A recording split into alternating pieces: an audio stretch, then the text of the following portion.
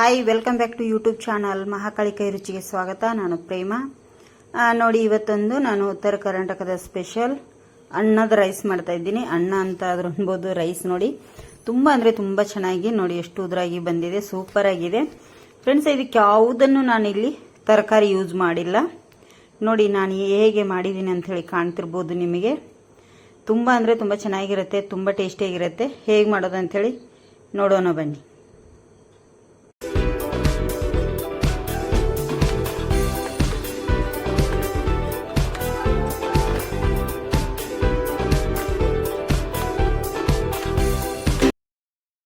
ನೋಡಿ, ನಾವು ಉತ್ತರ ಕರ್ನಾಟಕದ ಒಂದು ಸ್ಪೆಷಲ್ ರೈಸ್ ಮಾಡ್ತಾ ಇದ್ದೀನಿ. ಅದಕ್ಕೆ 1.5 ಟೇಬಲ್ ಸ್ಪೂನ್ ಅಷ್ಟು ಕೊತ್ತಂಬರಿ ಬೀಜ, 1 ಟೇಬಲ್ ಸ್ಪೂನ್ ಅಷ್ಟು ಕಾಳು ಮೆಣಸು, 1 ಇಂಚಷ್ಟು ಶುಂಠಿ ಇದಕ್ಕೆ ಚಕ್ಕೆನ ತುಂಡು ಮಾಡಿ ಇಟ್ಟಿದ್ದೀನಿ, ಒಂದು 10 ರಿಂದ 12 ಏಲಕ್ಕಿ, 1 ಟೇಬಲ್ ಸ್ಪೂನ್ ಅಷ್ಟು ಜೀರಿಗೆ, 4 ಲವಂಗ. ಇಷ್ಟನ್ನು ನಾನೀಗ ಫ್ರೈ ಮಾಡ್ಕೋತೇನೆ. ಇದರಲ್ಲಿ ಸ್ಲೋ ಉರಿಯಲ್ಲಿ ನಾನೀಗ ಇದನ್ನೆಲ್ಲ ಚೆನ್ನಾಗಿ ಫ್ರೈ ಮಾಡ್ತೇನೆ. ಈಗ ನೋಡಿ, ಈಗ ನಿಧಾನಕ್ಕೆ ಸ್ಲೋ ಉರಿಯಲ್ಲಿ ಇದನ್ನ ಚೆನ್ನಾಗಿ ನಾವು ಫ್ರೈ ಮಾಡ್ಕೋಬೇಕು.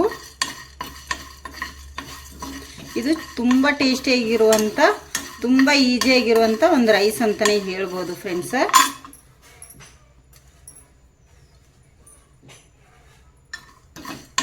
ನೋಡಿ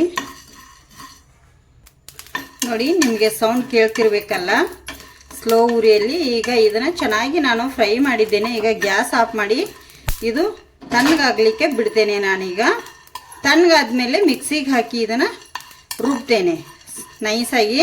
ನೀರೆಲ್ಲ ಏನಲ್ಲ, ಹಾಗೆ ನಾವು ಪೌಡರ್ ಮಾಡ್ಕೋಬೇಕಾಗತ್ತೆ ಇದನ್ನೀಗ. ನೋಡಿ, ಇಲ್ಲೊಂದು ಗ್ಯಾಸ್ ಮೇಲೆ ಕುಕ್ಕರ್ ಇಟ್ಟಿದ್ದೇನೆ. ಅದಕ್ಕೆ ಒಂದು 3 ಟೇಬಲ್ ಸ್ಪೂನ್ ಅಷ್ಟು ಎಣ್ಣೆ ಹಾಕೋತೇನೆ. ಎಣ್ಣೆ ಬೇಡ ಅನ್ನೋರು ನೀವು ಇಲ್ಲಿ ಬೆಣ್ಣೆ ಕೂಡ ಯೂಸ್ ಮಾಡ್ಬೋದು. ಎಣ್ಣೆ ಬೇಡ ಅಂದರೆ ಬೆಣ್ಣೆ ಹಾಕೊಳ್ಳಿ. ನೋಡಿ, ಈಗ ಎಣ್ಣೆ ಕೂಡ ಕಾದಿದೆ. ಇಲ್ಲಿ ಸ್ವಲ್ಪ ಗೋಡಂಬಿ ತೊಗೊಂಡಿದ್ದೇನೆ, ಶುಂಠಿ 1 ಇಂಚಷ್ಟು ಸಣ್ಣದಾಗಿ ಕಟ್ ಮಾಡಿ ಇಟ್ಟಿದ್ದೇನೆ, ಒಂದು 4 ರಿಂದ 5 ಎಸಳು ಬೆಳ್ಳುಳ್ಳಿನ ಕೂಡ ಸಣ್ಣದಾಗಿ ಕಟ್ ಮಾಡಿ ಇಟ್ಟಿದ್ದೇನೆ. ಇದನ್ನೆಲ್ಲವನ್ನು ಈಗ ಇದಕ್ಕೆ ಸೇರಿಸ್ತೇನೆ. ನೋಡಿ, ಇದನ್ನೀಗ ನಾವು ಮಿಕ್ಸ್ ಮಾಡಬೇಕಾಗುತ್ತೆ ಚೆನ್ನಾಗಿ.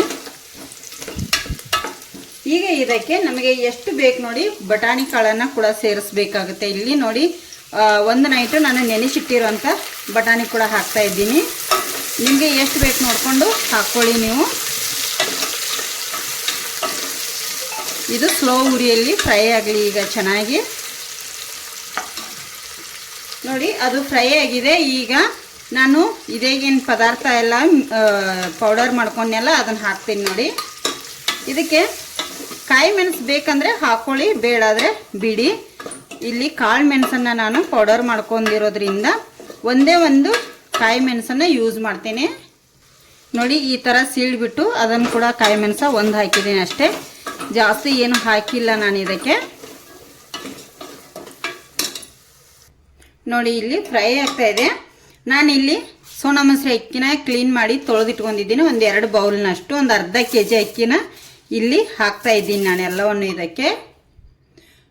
ನೋಡಿ, ಇಲ್ಲಿ ಅಕ್ಕಿ ಹಾಕಿದ ಮೇಲೆ ನಾವೆಲ್ಲವನ್ನು ಚೆನ್ನಾಗಿ ಮಿಕ್ಸ್ ಮಾಡ್ಕೋಬೇಕು.